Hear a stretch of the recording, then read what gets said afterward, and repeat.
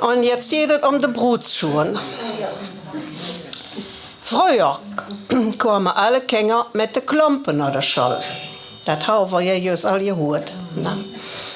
Die leeren Schuhe waren mal was anderes. Denn die Lü verdienten nicht viel und konnten die Kinder nicht auch noch etwas mit den Dürrschuhen laufen lassen. Das war der Lehrer Kroll egal.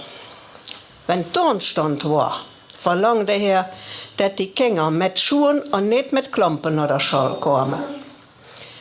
Ein Teil ähnlich lässt die Kinder aber nicht die Schuhe antun. Und die, die mit den Klumpen an der Turnstund kamen, die lädt der Kroll die ganze Stunde vor Strohaf an Pastors Heck, Knie beugt, Arme vorwärts streckt, sätte. Das war gemein, wa? Köbes und seine Bruder Hannes haben das auch all Döcker mitgemacht und waren das kniebeugt satt. Sie spekulierten, wie sie an Schuhen vor der Turnstund kommen koschen.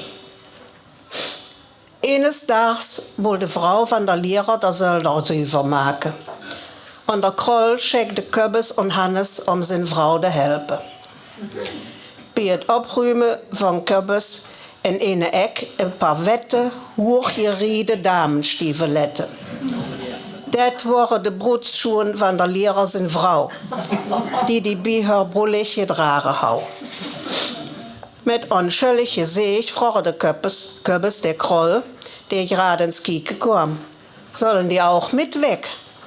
Alles weg, sagt er. Köbes rannte mit den Stiefeletten de Trobbe rauf und verborg sie in der Heck unter den Niertelen. Wie het Werk op der Sölder gedaan war, stok er sich die Stiefeletten unter der Rock und nahm sie mit nach Heim. Hannes hat auch Glück gehabt. Er hat auch Ausschuhen gefangen. Er will 2 längse.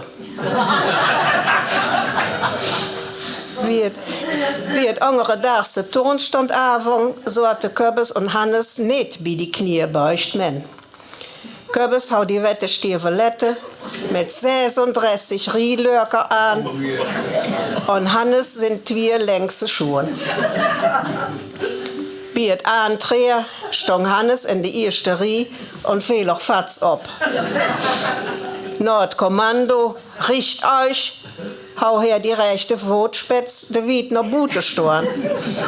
Und der Kroll rebe paar Mal.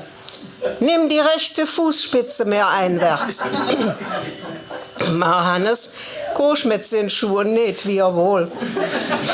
Der Kroll kam ins Kieke, sucht die 2 längste Schuhe, aber er sah auch nix. Köbes war ihm noch nicht abgefallen, wegen det her in der zweite Rie stong. Ob ens hege net Klimmzüge am Reck. Det Reck stong ob der Schollplei.